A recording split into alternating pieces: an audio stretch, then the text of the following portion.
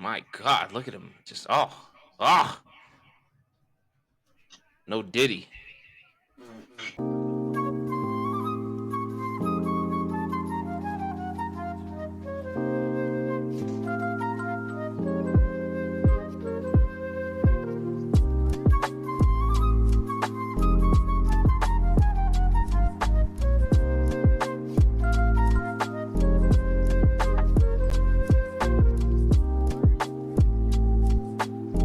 What is good, everybody? Welcome to a brand new edition of L Boogie and the Bell. I am the Bell, of course, here with L Boogie. L Boogie, how are we doing? Man, it has been a crazy day of football. I like to start off by saying, how about them Broncos? Absolutely. Big win for Broncos Nation. But it's been a good day of football. We got some pretty big games to talk about, so I'm excited, man. Absolutely. A little bit with L Boogie and the Bell. Looks like L Boogie has had him a quite a day, and I'm trying to work on having quite a night. So we're going to run through the games pretty quickly. Continue with the same type of format we've been going with. So we're just going to run through every single game up to Sunday Night Football because we're actively watching it right now. With that said, L Boogie, let's get right into it. Starting with a amazing Thursday night game. Not amazing Thursday night game. It ended kind of well. The Commanders and Eagles. What are we taking from the Commanders dropping 2 in the last 3? I mean, they lost to the Steelers and the Eagles, two good teams. The Commanders are still having a stellar season, exceeding expectations. So losing a close game like this, it was a one score loss. So losing this to a good team, there's no shame in that. They're still a playoff team. I think Jaden Daniels is still a talented rookie who's going to be great. They just didn't pull it through on Thursday. So no big ones. This was a 50-50 game to me. The biggest thing I took from this game was Saquon Barkley had quarterback stats 26 carries, 146 yards, 2 touchdowns. Just add in like a 18 of 25, and that's a quarterback stat. But he's running the ball, so he actually just went nuts.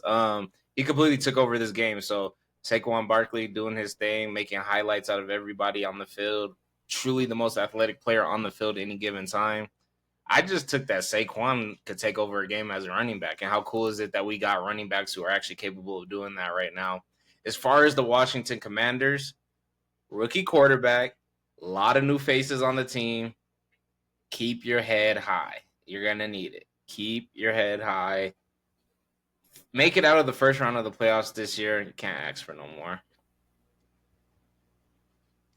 Moving on to, yeah. That was a pretty quick and easy one. I mean, the Eagles, we should be making the playoffs every single year. All right, the Raiders and Dolphins, a game that I believe nobody cares about. But how did Tua do? Tua did pretty good. He played a pretty clean game, 3 touchdown passes. Ever since he came back from his little concussion stint, he's been playing pretty well. I think unfortunately the team just didn't have the success while he was gone. So I don't really know if their season is salvageable, but you can tell they have talent. They really do. Devon Achane, the running back, he's talented. Obviously, you have Tyreek Hill, fastest man in the league, still. So yeah, they beat a struggling Raiders team for sure. I think the Raiders are effectively in a rebuild. They know they don't have the team to really compete. So Yeah, we're just not dying for we're not dying for like a Super Bowl out of the Miami Dolphins this year. So I'm not tripping. If they're not tripping, I'm not tripping. So what I want out of the Dolphins this year is just to finish strong and get a good 18th, 19th pick in the draft and go from there. Be happy about whatever you get next year and really work on praying for Tua every single game because he's a football player. Football player. Like last week, Tua just like risked his life for no reason. Like not even something that any other quarterback would do. Like when Patrick Mahomes risked Rashee Rice's legs for the chip, he was doing that with his neck. And it's like, Tua, like, what are you doing?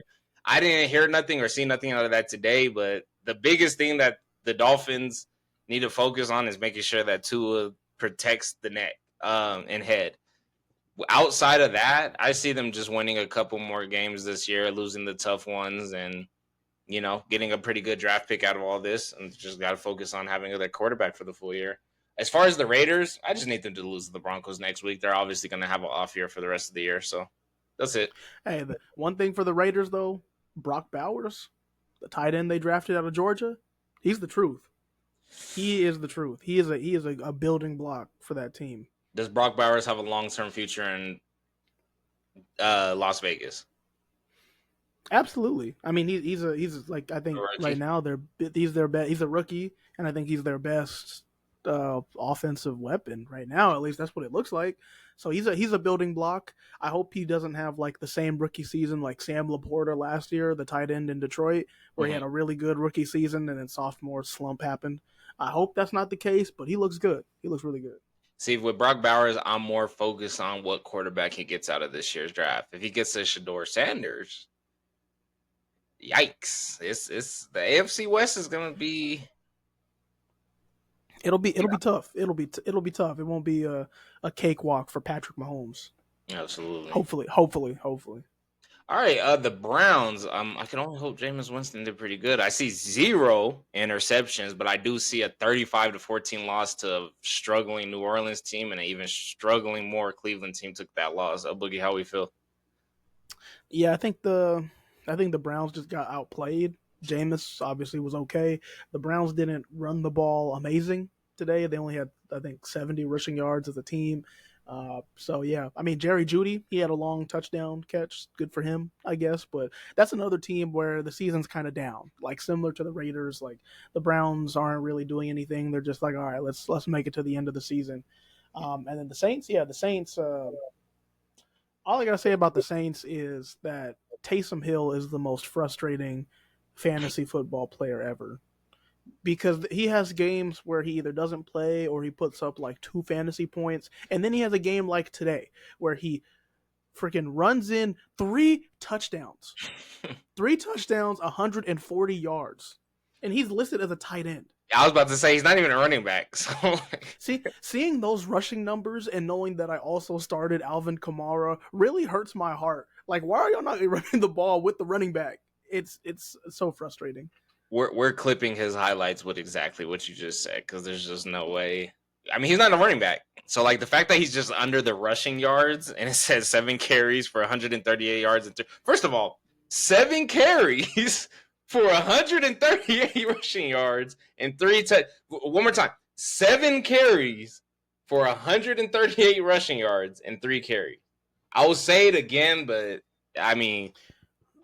shout out to Jameis Winston for somehow getting almost 400 passing yards and 2 touchdowns, and that sounds like the bulk of all of what they did today. And absolutely, shout out to Jerry Jeudy for being able to get 6 receptions. What is up with these numbers? 6 receptions, 142 yards, and 1 touchdown. Like, that's Jerry Jeudy's day. And Jerry Jeudy has never had a day like that while he's been in the league. So I'm like, Marquez Valdez-Scantling, 2 receptions for 87 yards and a touchdown. I don't know what it is, but for some reason him and Derek Carr have been just playing lights out together. Like, they just picked up MVS and he's been balling for them like the last 3 weeks. It's been insane. It sounds like this game came down to a lot of explosive ass plays, which good on everybody. Hey. All right, that was crazy. Them stats did it for sure. All right, moving on to the Colts and the Jets. The Jets taking another loss, 28-27. Boogie, how do we feel about the Jets moving into week 11 or week 12 now? Yeah, they are not doing themselves any favors. I think I don't know if they even have margin to make the playoffs at this point. This was a game that you should have won, that you should have brought home if you're really trying to get into the playoffs. So I mean, obviously they didn't lose big. It was a close game, but all the efforts that they tried to do to win this season, getting rid of Robert Saleh, trading for Devontae Adams. It's like every week it seems like it's just I don't know. It's like a slap in the face, really. Breece Hall had a good game for once. Finally, he had RB1 numbers. Aaron Rodgers didn't have a terrible game, but he didn't have an elite game. I think really it looks like it came down to the defense, Defense gave up 28 points, and this was a top 5 defense last year. Maybe it's because they Got fired the rid of head coach Robo's stuff. prematurely. Yeah. Yeah, Um. so yeah, This it's a looks down game. this looks crazy. I mean, it's cool to see Devontae Adams. If he would have threw a tub on there, I would have liked it more. But 6 receptions, 72 yards. Aaron Rodgers, just a normal NFL QB day. Good to see Anthony Richardson on the field doing productive things. 272 yards, 1 touchdown. Guess they ran in a couple others. The way I feel about the Colts, no, forget, nobody cares about the Colts. The way I feel about the Jets right now is Aaron Rodgers will be coming back next year. I'll leave it right there. Aaron Rodgers is coming back next year. But what they do next year, if it looks a lot like this, will be the biggest blunder ever. But the fact that he is playing, he is healthy, he has shown decent signs to good signs, not as great as he once was. They got rid of a coach that I don't really believe was the problem, but of course they're going to work towards whatever is best for Aaron Rodgers in the system next year. And their younger players are only getting more older and more mature. So they got a lot of good players for at least one more year next year before that we get into like huge extensions. All those young players. Let's see. Let's see. When do you know when Brees Hall is up? This is his 3rd year in the league, so I think he's getting kind of, I think it's almost time to give him a contract extension. I'm And excited. then Garrett Wilson will be right behind him. I'm assuming that next year will be a great year for them if Aaron Rodgers comes back and whatever coach or system that they set up will make sense for everybody. Moving on to the. Oh, go ahead. Yeah, Go ahead. yeah. No, you No, got it. I agree. But I think what's going to happen is in the offseason, I think we're going to see them continue to make desperate moves. Ooh, I think they're going to be very desperate. Like not, well, I'm honestly, I think they're desperate. going to be desperate. I think they're going to be super aggressive, like uber Yeah, aggressive. Like we need to win now because like I think win Devontae or Adams lose. for no reason. Yeah, I think win or lose, next year is Aaron Rodgers' last year. So to avoid looking like idiots, they are gonna do something crazy. They're gonna make a crazy trade. They're gonna sign and spend a bunch of money, throw money they don't have. It'll be. I think they're gonna be big in the offseason. I'm behind you on that one. Moving on to the Vikings and Titans. Nothing too crazy here. It looks like the Vikings just beat the Titans. The 23-13. Looks like the Vikings threw on an extra 3 points at the end of the game. You got anything here, Elbu? The Vikings played a clean game. They had a couple down weeks, tough losses, but they played a good, solid team game. Sam Darnold kind of looked like he was the same Sam Darnold we saw at the beginning of the season. Pretty efficient, clean game. And the Titans, another team that isn't really a contender. Um, they did have the longest touchdown play of the season so far. It was like a 97-yard touchdown pass that Will Levis threw to, what's his name? Nick Westbrook Ikani. Yeah, I'm butchering this names, but yeah, it was like a 97-yard touchdown, longest touchdown of the season. So good for them, but no win. okay. And is Will Levis a starting quarterback next year? Quick answer. Yes, I think you. Well, I think you keep Will Levis for another year because he's still on his rookie deal, and you invest in the rest of the team. And next year is all right, buddy. If you are a starting quarterback, if you want to be the franchise leader, show it to us next year. I think he gets this year, he gets next year, and then after that, they're gonna move on if he doesn't perform. Just to be clear, there's only one Josh Allen. There's only one person who gets away with being a little more wild and reckless, and also Josh Allen has developed a lot since the most wild and reckless days. Will Levis seems like he's going on that same journey. The only thing with Josh Allen, he was probably in the AFC Championship within his first 4 years. So I just want people like Will Levis to take that into consideration. Where it's like, yes, we're accepting of the person who's big play first, willing to take risks, show their athleticism. But on the flip side, you got to make it pretty far into the playoffs for people to be like, okay, well, we're going to keep you instead of saying, like, let's just develop with somebody who's a little bit less risky. I feel like when I watch Will Levis plays, it's like watching Ron Artest as a quarterback. It's a little unpredictable. He's a wild boy. He be out there going crazy. Much like a That's a James crazy. Winston. That's a crazy comparison, but it's kind of accurate. You be It's having fun. kind of Bro. You accurate. good. You be Yeah. going crazy. Anyway, Sam Darnold had a good game, man. Just hey, keep proving to everybody why you're a starting quarterback in the league because nobody thought you were this year. Moving on to the Packers and the Bears. Did Caleb Williams start? Yes, L Boogie. Did he throw for a touchdown? No. Did he have a pretty solid game? From the numbers, it looks like, but they did take a 20-19 loss. What do you have here in a divisional game? This game to me, I think it showed that the head coach is going to get fired. Oh. He's going to get replaced. Yeah, because I watched the last quarter of this game. The Packers scored a touchdown with like 3 minutes left in the game, and they're like, "All right, Caleb, drive us down the field and get us some points. We're only down 1. We just need a field goal to win." And he gets sacked twice, but he does it. He drives you down the field. He gets you into field goal range. This is why I really don't like the coach. They had a minute left in the game, and they're at like the 30-yard line, so like a makeable field goal, but like kind of a longer one. Yeah. And they don't continue to push down the field. Like, I get it, you only need a field goal to win, but you have a whole minute of time. Try to get a touchdown. How are you going? No. They like, imagine 1st and 10 from the 30, a minute left. Yeah, you're in field goal range, but why not continue to push down the field and maybe try to score?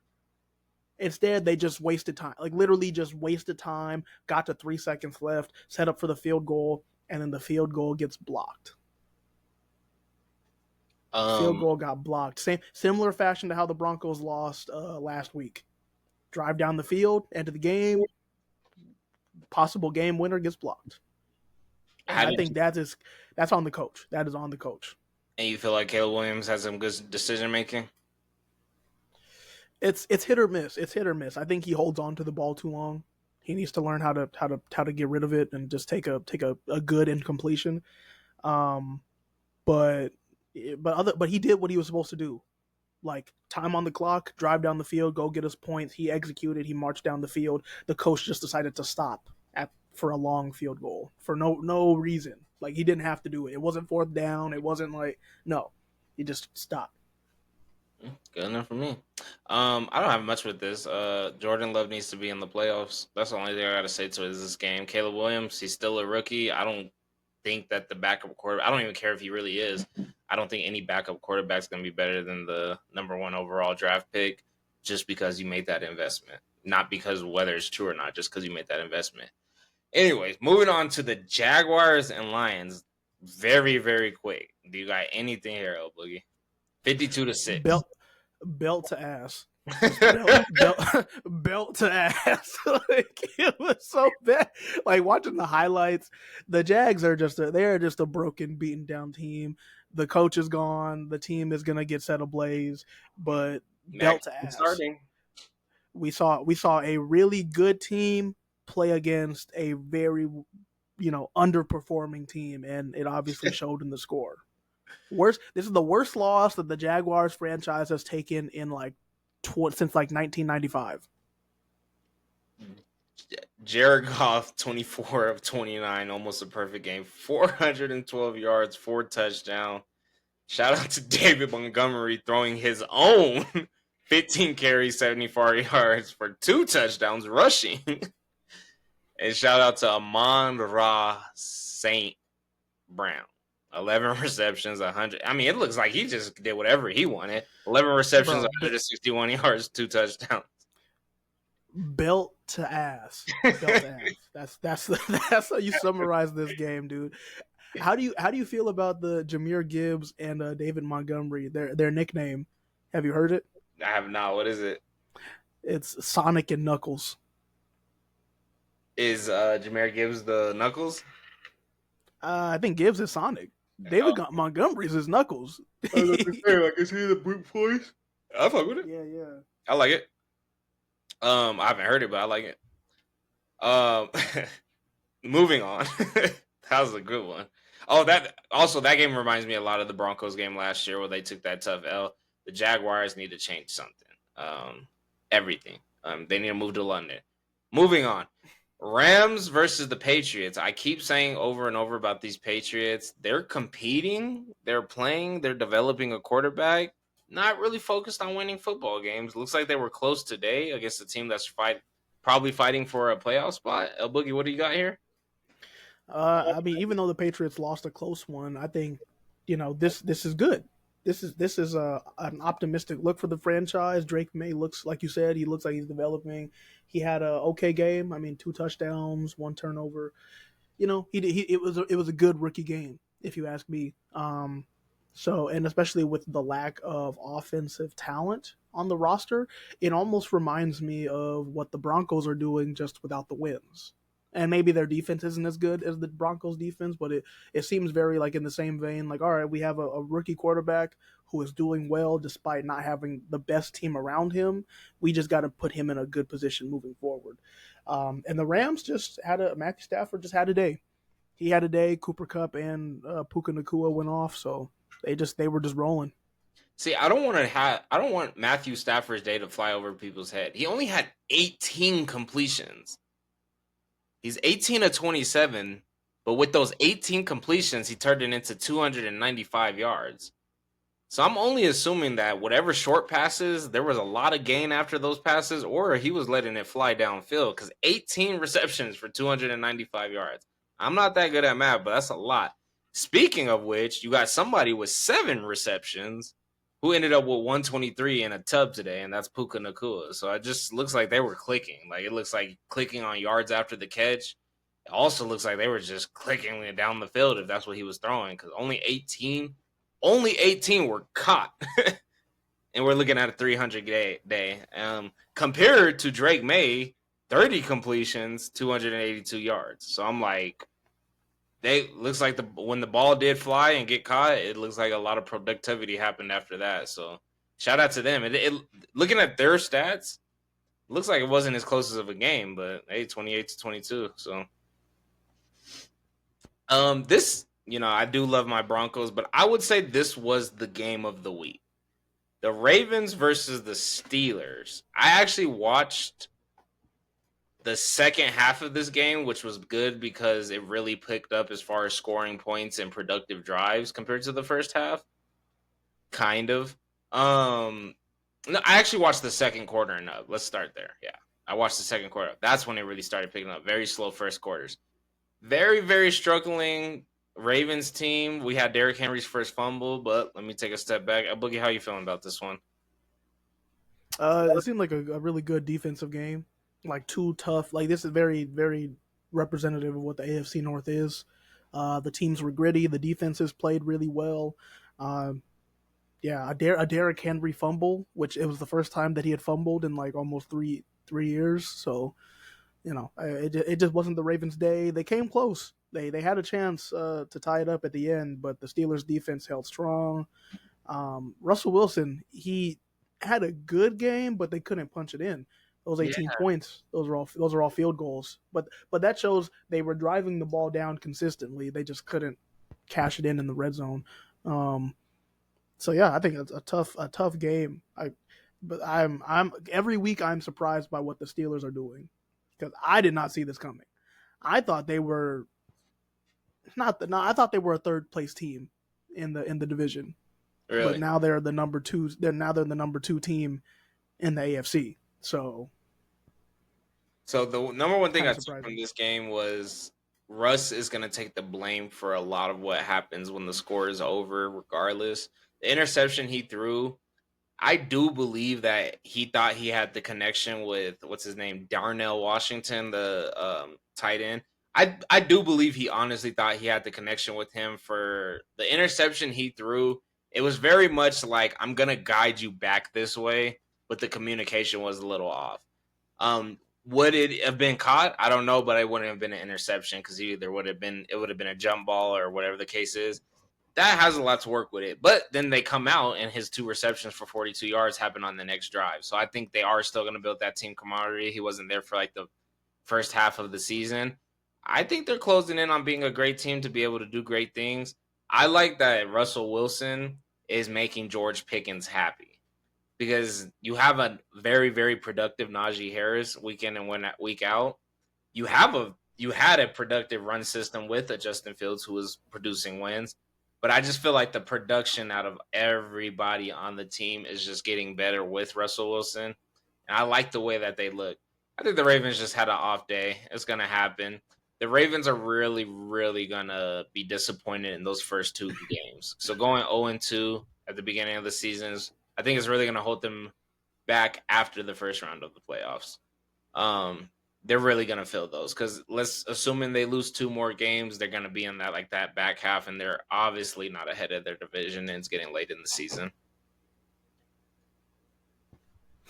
Yeah, and we saw a Lamar Jackson interception, which doesn't happen often. But I don't know if you saw that play, the interception. It shouldn't have been an interception. It low-key should have been a fumble. Yeah, the receiver caught it and it just got taken out of his hands. Like that's not on Lamar. He's still my MVP front runner. They cheated for my Broncos today with one of those as well, but I'm not mad. This was my second game of the week. I don't know how they fumbled it. I've only saw the highlights of this game. But we got the Seahawks beating San Francisco in San Francisco 20-17. It looks like it came down to the last play. Oh, Boogie, what do you got on here? The Niners were in control. They were stopping the Seahawks pretty much all game defensively. But what happened was Nick Bosa got injured and had to leave the game. And then after that, that's when the Seahawks offense started to move, started producing. And Geno Smith, he had a very turbulent game. But at the end, 15 seconds left, he had a 12-yard run for the winning touchdown. You know, that was he won that game for them. But I think a bigger issue is looking at the Niners and the lack of offensive production. And I think part of it, I think part of it is the coaching. I think it's on Kyle Shanahan. Like watching their offense, it looks very repetitive. It looks very stagnant. And he really, I've noticed he really force feeds the ball to Debo to a hindrance. Like how many carries out the backfield, how many jet sweeps do we have to see with Debo? Like I know he's supposed to be an offensive minded guy. I think they need some more creativity because right now their offense, it looks good in spurts, but consistently it seems like a letdown. Was Jordan Mason the guy who was going dumb for Christian McCaffrey when he was out? Yeah, he stepped in and was the back and took over while they were waiting. Not only for did him. he take over, he was being not absolutely as productive as a Christian McCaffrey, but he was being very, very productive, right? I mean, at one point, like I think it was up to week 6, he was second in the league in rushing yards after Derrick Henry. So why does he have 2 rushes for 13 yards and 6.5 yards average? And Christian McCaffrey's got 19 of 79 with a 4.2. Now 19 is going to be a lot more carries, but I get he's your like MVP player, but production is production. So me seeing that he had 2 carries for 13 yards means that he was getting past 5 yards of that carry on both of his. So he's still running hard. Take some pressure off of your running back, your MVP caliber running back, to have somebody go in there and run really, really hard. Because obviously those were real hustle yards. If you got 2 for 6.5, that sounds like they were between the tackles. That's just confusing me a little bit when you lose 20-17 at home. And as far as force feeding Debo, I haven't seen the game too much. Juan Jennings, I'm not even too familiar, but it looks like bro went off today. Juwan, yeah, he's surprising. But yeah, with the McCaffrey thing, it's force feeding. He's like, just give the ball to Christian. Just give the ball to Debo. Like that's his play call. Give the ball to one of those two and let them run with it. Yeah. I don't know. Brock Purdy had an interception. I'm sure that played a big part in this L, so I don't know. Looks like the Seahawks picked up towards the end of the game, so they probably thought stuff was sweet at home. It is not. It is the NFL. All right. Our favorite topic of the day, Boogie. The Broncos destroyed the Falcons. I love Atlanta. That's my second favorite city to visit. I love the culture of Atlanta football. I love how they love the Falcons. I am not a Falcons fan at all. I am a Broncos fan. The Broncos beat the shit out of the Falcons. How do you feel about that one? They beat them bad. This was my game of the week. This was fire. No, I mean obviously I think we've seen Bo Nix and continue to develop and grow, and you see it here: 300 plus yards and and 4 touchdowns thrown. Like, all right, Bo's looking good. The offense is clicking. The defense obviously had a good performance, only giving up 6 points. And that offense for the Falcons, they're decent offense, So they only didn't let them get much done. So I feel good. I feel really good. I think after that heartbreaking loss last week with the block kick, um, yeah, they had to come back and show that they're contenders. And remember when I said a couple weeks ago, I was like, all right, we play the Ravens, the Chiefs, and then the Falcons. We got to win at least one of those 3 games if we're going to be a serious contender. We won this one. We got beat up by the Ravens. That's okay. And then we should have beaten the Chiefs. We should have. Like mentally, that counts as a dub to me. Absolutely. So I think we're serious. I think we have momentum. I think if this team, at like where we are now, played week 1, week 2, week 3, our record would be better than it is right now. But we've seen the growth over the season. So the way I see a really good playoff spot is it's going to be the Broncos versus the Chargers. I think those are the playoff spots that people are going to be dying for. That's the playoff spot that you want. The Broncos and the Chargers are the 2 playoff spots that like you possibly going to have 3 teams from the AFC West make the playoffs, but I think they're competing for the same playoff spot. And it looks like the Chargers are a little bit ahead of them right now. Way ahead of them. And the only thing about the Chiefs is that they're so far ahead that even if they do start a downturn in their season, I mean, you're talking about a team who only has 1 loss compared to teams that are having these 5 and 6s, or 3 to 5s. The Broncos played a perfect game. I knew when the whole team helped Javonte Williams get into the end zone, I knew this game was over. I knew when he saw that smaller, it was probably a strong safety, but it could have been the free safety. When he lowered his shoulder and he was like, he's not going to try to hit my legs. He's going to try to hit me high. And he hit him and kept driving his feet all the way into the end zone. That was Justin Simmons, right? Was it? That was Justin, yeah. He hit him so high. Like, did he think he was going to take Javonte Williams, like, shoulder to shoulder compared to hitting him in his legs? I think Javonte Williams looked him dead in his eye, like, are you serious? Hits him as hard as he can, and was like, this man's tripping. Drives his legs. And then, of course, you saw the team pursue to be like, bro, we're about to roll y'all. And they rolled it all the way into the end zone. They played a perfect game. And I haven't seen the Falcons have this awkward of a horrible game. That was bad. Now, what I do think that this streams from, I think this entire game streams from playing the best team, playing their best football in the AFC, which was the Ravens, at home in their stadium. I think that the Ravens just leaned into them completely healthy, let them know, like, this is what the higher level of the AFC looks like. Then having the same road trip and having to go to Kansas City before you come back to Denver, and then having such a heartbreaking loss, but such a tough fought battle where it's like we just got beat down by one of the top AFC teams, but now we know what it feels like. Now we got to go into another AFC team, the Super Bowl champion AFC team, and try to show them like, nah, we already felt it, so we're gonna show you guys what we could do. Showed them what they could do, ended up in a heartbreaking loss. I feel like the Falcons received the frustrations from the past 2 weeks from the Broncos really, really good today. As far as Bo Nix, he went from 4 to about 2 as far as the MVP Rookie of the Year. Still don't have him over Jaden Daniels yet, but I don't even think Jaden Daniels is going to win. It's that one dude. I can't think of him, but the one who's leading right now.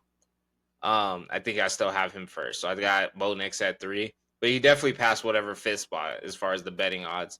As far as Kirk Cousins, I mean, you guys just played a terrible game. I can't even judge them based off of this game. They just had a really bad game. They felt everything the Broncos have felt for the past 2 weeks. So sometimes you just get laid into. Yeah, man. I mean, and I was just looking up the Broncos' schedule down the stretch. So we got three winnable games on the schedule. We play the Raiders, the Browns, and the Colts. So that looks good. That looks good to me. Then we play the Chargers. I think that Chargers game is going to be so crucial. And unfortunately, we have to go. They have to go to LA. But I think that if they pull off four straight wins, I think we're in.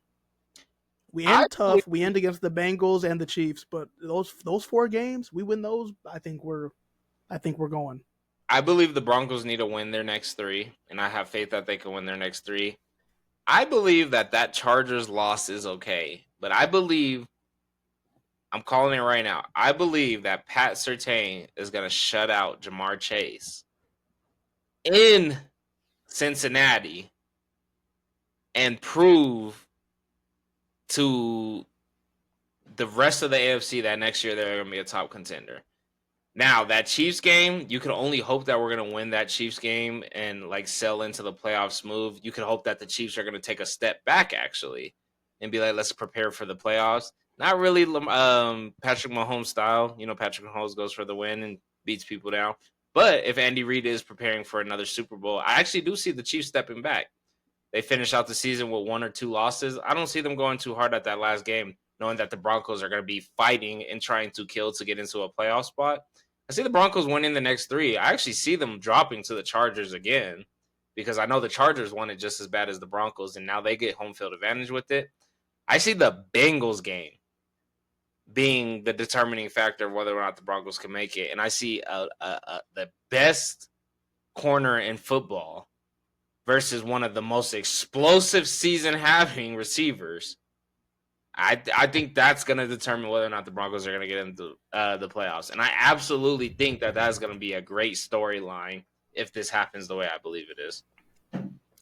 That Bengals take is insane. You believe? But Because why not? my thing is Jamar Chase is him, right? But don't Yes. forget about T Higgins. Don't forget Well, about T that's Higgins. it's a fair game though. We got a quarterback who got 4 touchdowns today. So Joe Burrow is No, going to I'm be saying, him. but I'm saying offensively, you can take out Jamar, but you got to stop T. Oh, I mean, like look what Jamar has been doing though. Gosh. You know, like Jamar has just been absolutely blowing up the league. I just want to see what happens when somebody just gets X'd out. Because you saw what happened to They Baker's. have, but they have another option. They got another wide receiver one to throw to. I think if the Broncos could do what they did to Baker and take one of his dominant people out, I think then it'll be a very similar situation with the Bengals. Especially when you look at those two teams. Both of those teams are the best, worst teams because they're so good, but they're just not winning football games, the Bengals and the Bucks. So I'm like, if you cancel out one of the stars, and unfortunately because Godwin got hurt for the year, but if you cancel out one of the stars, I do believe that it's just gonna alter the game for the rest of the season. I mean not the rest of the season, the rest of the game. So that's my prediction with the Broncos. I think that Bengals game determines whether or not they get in the playoffs unless they have a blunder against the Raiders, Browns, or Colts, which God forbid. Gosh. Not after you do that to the Falcons. All We'll right, see. We'll see. But yeah, it's crucial the next couple weeks. crucial. Let's go 3-0 and let's have a tough ass Chargers game. All right, moving on to the first loss of the season for the Chiefs. We got the Chiefs losing to the Bills 30-21. El Boogie, do you got anything on this? I think the Bills won this game because they played like the better team today. Yes. Josh Allen he had a good game, but not a great game. I think this game he didn't have to be Superman. I think his weapons showed up. He was the leading rusher for their team, which is kind of surprising because James Cook has been having a pretty good season. But yeah, I think the team around him played much better. Their defense stepped up when it needed to today. And the Chiefs, I think the Chiefs just need to figure out something on offense. Like they need someone who can give them consistent production out of their wide receiver room. Because, I mean, you have D Hop who can have a good game, but it's up and down. Xavier Worthy, I feel like he's like a gadget guy, honestly. Like they have to get creative to get him the ball and let him be fast. But other than that, they're not really getting any consistency. The good thing for the Chiefs is Pacheco's going to come back at some point. So you're going to have Pacheco and Kareem Hunt. That'll be a good running back tandem. But yeah, they need to. I think the weapons on the offense for the Chiefs need to step up. Well, for sure. I just saw a crazy, crazy play in this Bengals game, which we're about to get to next. But before that, the problem, the true problem that I'm having is believing that the Bills can do this in the playoffs. I think the Bills could beat the Chiefs in the playoffs. I just don't think that they could end the Chiefs in the fourth quarter. I think it always is going to go to that determining factor if Pat gets the ball back. And today he got the ball back with two. He needed two scores, so he's a little bit desperate on that last pass. If he would have got the ball back earlier before they got that last touchdown, I'd know that the Chiefs would have won this game. So with that being said, I just think that the Bills need to have this game in the playoffs. I don't care to see this game in the regular season. I don't care that the Chiefs have one loss on their record right now. I care what team's going to beat them when it matters. That's where both of these teams are right now. So the Bills, like last year, you remember they had like a 5-6 start and then made a crazy stretch at the end of the season to make the playoffs. No, now you guys are just a good team. You, the Ravens. Who else do we have? Well, let's just those two people. These are the two people who lose to the Chiefs in the playoffs. The Ravens and the Bills. Bengals have been having some pretty interesting seasons. But even prior to that, the Bengals were another team where it's just like you guys are taking these weird losses to these guys. With that being said, I don't care. I don't care. It does not freaking matter. Win in the playoffs. The Broncos could beat the Broncos. Anybody else could beat the Chiefs in the regular season, and it is a great moral victory. I don't care if the Bills, the Ravens, or the Bengals beat the Chiefs in the regular season. I just don't care. You know why? Because beat them where it matters the most. Because you're the teams that they're stopping from you getting to the Super Bowl again. Bengals, Bills, Ravens. It doesn't matter. It doesn't matter. Now, the way that this game played out today, I don't know. I just felt like they really, really managed time well. I feel like Josh Allen just took over in that fourth quarter as far as like instead of them running the ball and playing it safe and giving the ball back to Patrick Mahomes, they're like, no, you're our quarterback. You go get the first down. You go get the first down. He ended up getting in the tub, and that's what sealed the game. I just got to see it happen in the playoffs. That's all I'm saying. That's a fair statement. Yeah, I mean you got to see it to believe it. Honestly, I don't think it'll happen in the postseason, but I'd love to be wrong. I would love to be wrong. Yeah. And let's go crazy one time. So the Bengals, who were just losing 13-27, we're now in the fourth. Are we in the fourth? Yeah, we're now at the beginning of the fourth quarter, and the Chargers just had a fumble after a pass that has put the Bengals right into good protection. Do the Bengals pull off this comeback? I think they can. They have the offense to do it, so I think they can make it happen. The Chargers, I mean, historically we've seen them let games go in the second half, so I wouldn't be surprised. And if anything, I kind of hope the Bengals do it because that helps the Broncos a little bit. So I think go Joe Burrow. I think I don't know. I don't know who I want to have more steam. I know the Broncos play the Broncos play Cincinnati first. No, we play them second. I want both of these. We play them both, but we're ahead of the Bengals, but we're behind the Chargers. So I'd rather us get closer to the Chargers than worry about the Bengals coming up behind us. Yeah, so I'll say go Joe Burrow. I like it. I don't want to see either of these teams take the Broncos spot, but if I needed to see one of these teams in the playoffs, I'd much rather see the Chargers come back from that scary season they had last year, just with the coaching and all the random noise outside of the team and injuries. Cincinnati needs to go to the playoffs because they're the worst team. You guys are the best team with the worst record. You guys need to make a real push for the playoffs, or else it's like you guys are so good, but you don't finish games. So somebody has to go. Shout out to Jamar Chase with that little catch and run. I don't know. If I really had to pick somebody to win, I want the AFC to get a little more evened out, make it more interesting for the playoff run. So let's go with the Bengals. Joe B already got 2 Hey, tubs, 232. Ooh, Justin what's Herbert, that? 2 tubs, 230. It's looking like a battle right now. It's a shootout. Hey, look, what I say, man. T. Higgins, man. We can stop Jamar Chase, but T. Higgins, he's if he plays, he's dangerous too. Who is Pat on all game? He is gonna be on Jamar for sure. That's all I'm saying. Actually, I don't know. Actually, I don't know. I think because what I worry about with T. Higgins is a big body. He's a bigger guy. Yeah, So I don't know like, how I feel about Riley with T Higgins for a full game.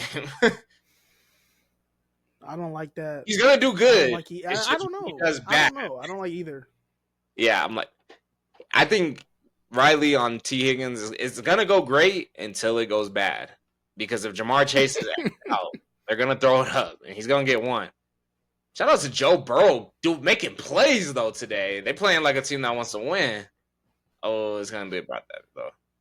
Anyways, I think that about wraps up another episode of El Boogie and the Bell El Boogie. We do got Monday Night Football, but I think that cuts us for the day. Do you got anything else as far as NBA or any noise? Not too much NBA talk. The Cavaliers are 15-0, Okay. which is weird, but they're playing really good. So go Uh, Cavs. the NBA is not that big right now. I don't know. I feel like last year we definitely made sure we integrated into it. Maybe I'm not seeing too much on my news feed. Maybe I'm not watching enough social media. Maybe I haven't watched a full game of basketball. What I will say is that Jokic averaged a triple double unheard of for the first. So in like the first 10 games of the season, like it literally reflected. It was like 160 points. It was like 130 rebounds and it was like 180 assists. So he was like really averaging that much after 10 games. I know he's only continued that. So shouts out to Jokic for the home team. Absolutely going dumb. It actually looks like he's hurt right now because he didn't play tonight. But yeah, I know Jokic is doing his thing. Shout out to Russ for doing his thing. It seems like everybody's enjoyed him on the team. Other than that, I have no other NBA news. I know Bronny's working and developing. I don't got nothing with. Oh, I Yeah. heard that LaMelo Ball has been having a crazy season, which is good because it's year 3 or 4, and it's about time for him to help leap a team forward. But he got to stay healthy. He's been balling. He needs some media training, bro. They fined him $100K for saying no homo in an interview. He could pay it. He could be himself. I mean, he can, but it's just like, damn, Shout out Jamar Chase 100K. touchdown he just got right now as we speak. The Nuggets actually just lost today. Yeah, nothing too big. Let's see if anything stands out on the standings. Shout out to Mike Tyson. No, shout out to Jake Paul for not knocking out Mike Tyson. I saw it in Jake's eyes. I'm not about to knock out Mike Tyson. And I respect that. You know why? Because he knows that it wouldn't help him sell more tickets knocking out that Mike Tyson. Shout out to Mike Tyson for being in shape like that at 58, still unleashing that beast. So I'm like, I respect it either way. I think it was great for entertainment. I think him not getting knocked out was great for entertainment. I enjoyed the fight. It was interesting. I don't know. The first round, Mike came out kind of looking good. I was like, oh crap, are we gonna see something today? But yeah, you could tell the age got to him for sure. I think that fight went exactly how it was supposed to happen. But I think that about wraps up another episode of El Boogie and the Bell. El Boogie, can you take us out, please? Once again, appreciate y'all tuning in to El Boogie and the Bell. Check out the YouTube for the full video. Check out TikToks for all our clips and our additional content throughout the week. Make sure you leave a like, comment, let us know where we're right, let us know where we're wrong, and we'll see y'all back here next week. Peace.